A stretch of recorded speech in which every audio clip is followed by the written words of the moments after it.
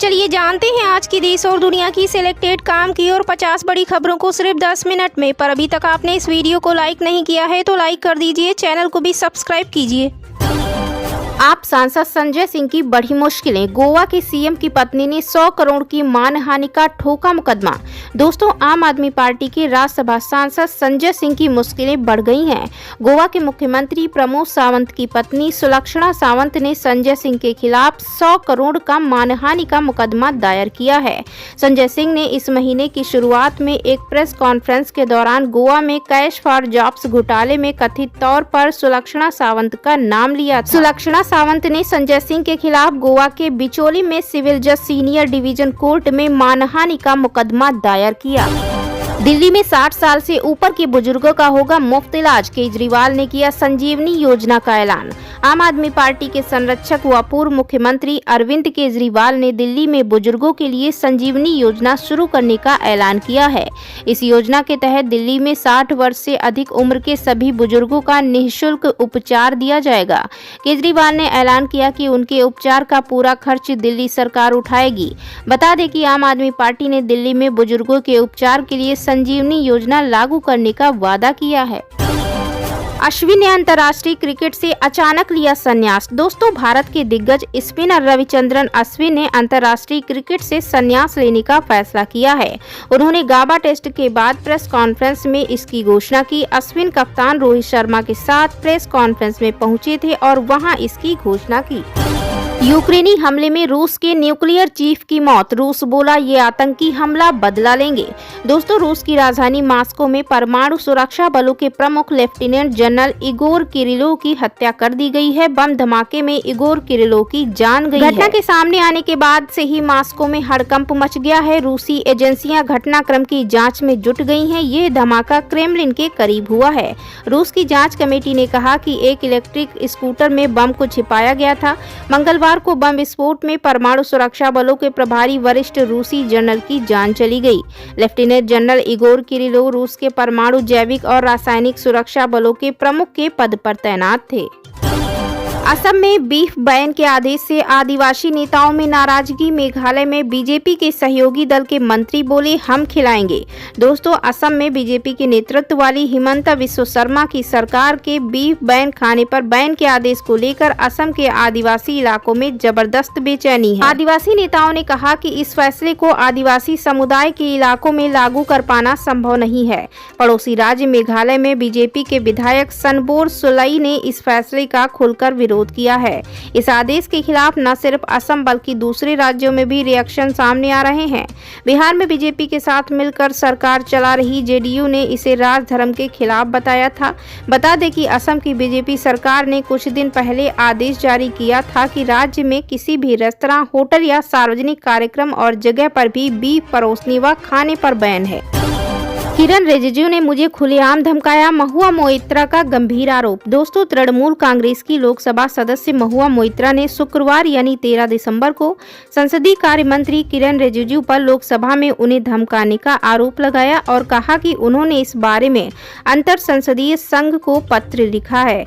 महुआ ने एक्स पर एक पोस्ट में आरोप लगाया, किरण रिजिजू ने संसदीय नियमों और प्रक्रिया का पूरी तरह उल्लंघन करते हुए आज लोकसभा में मुझे खुलेआम धमकाया। उन्होंने कहा कि लोकसभा अध्यक्ष ओम बिरला ने कहा कि वह रिजिजू के शब्दों को हटवा देंगे, लेकिन अभी तक कोई कार्रवाई नहीं हुई है।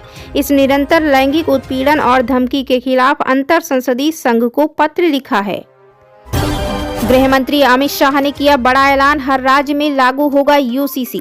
दोस्तों, राज्यसभा में संविधान पर चर्चा का जवाब देते हुए केंद्रीय गृह मंत्री अमित शाह ने कहा कि मोदी सरकार के अगले कार्यकाल में पूरे देश में समान नागरिक संहिता लागू की जाएगी। शाह ने कहा, अगर बीजेपी सत्ता में लौटती है तो सभी हितधारकों के साथ व्यापक चर्चा के बाद यूसीसी को पेश किया जाएगा।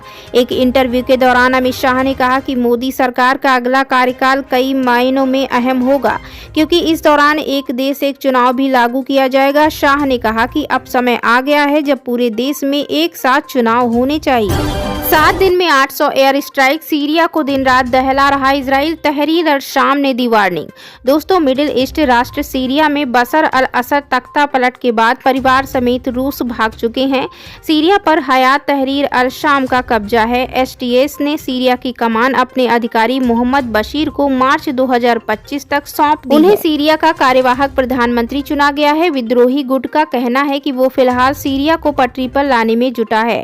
इस बीच इजराइल ने सीरिया पर हमले तेज कर दिए हैं। इजराइल 8 दिसंबर को असद की सत्ता खत्म होने के बाद से दिन रात देश के अलग अलग हिस्सों को दहला रहा है। वहीं बता दें, पिछले 7 दिन में इजराइल सीरिया में 800 से ज्यादा हवाई हमले कर चुका है। पिछले 12 घंटे में 61 से अधिक हमले हुए हैं। इनमें ज्यादातर सैन्य ठिकानों को बर्बाद करना शामिल है। इजराइल हमलों का जवाब देते हुए एसटीएस के नेता ने कहा कि वे अब और युद्ध नहीं चाहते। उन्होंने इजराइल को चेतावनी भी दी है। शेख हसीना ने मोहम्मद यूनुस पर तीखा हमला बोला, कहा वह एक अलोकतांत्रिक समूह का नेतृत्व कर रहे। बांग्लादेश की अपदस्थ प्रधानमंत्री शेख हसीना ने रविवार को अंतरिम सरकार के प्रमुख मोहम्मद यूनुस पर एक और तीखा हमला बोला।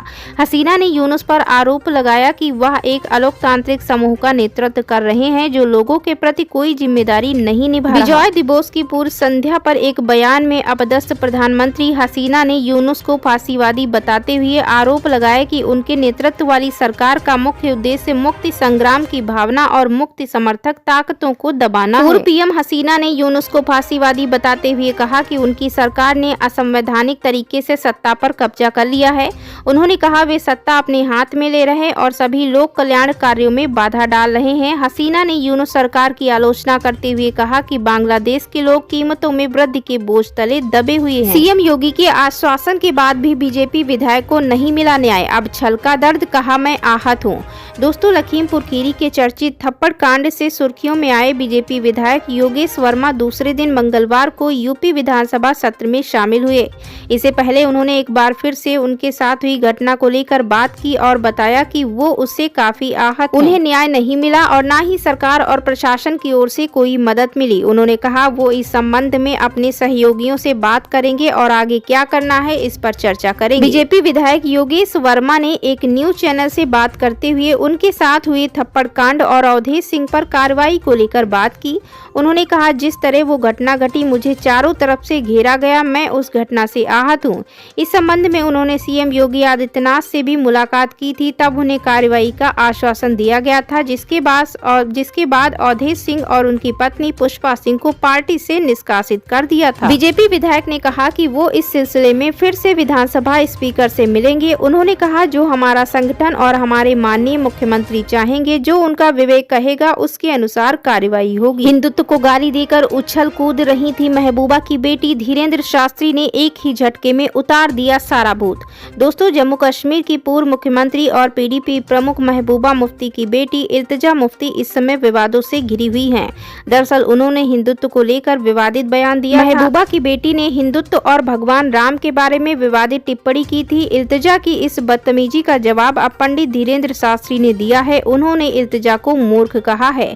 धीरेन्द्र शास्त्री ने कहा हिंदुत्व एक जीवन शैली है, हिंदुत्व एक जीवन जीने की विचारधारा है। इस संसार में एकता के लिए अति आवश्यक हिंदुत्व है। इल्तिजा मुफ्ती जो कह रही हैं कि हिंदुत्व एक बीमारी है, मैं कहना चाहता हूं कि यह उनका बयान काफी शर्मनाक है। मुझे लगता है कि वो मूर्ख हैं, उन्हें अपने दिमाग का इलाज कराना चाहिए। धीरेन्द्र शास्त्री ने कहा हिंदुत्व इस देश और पूरी दुनिया के लिए एक दवा है। हिंदुत्व वो है जो वसुधैव कुटुंबकम की चर्चा करता है।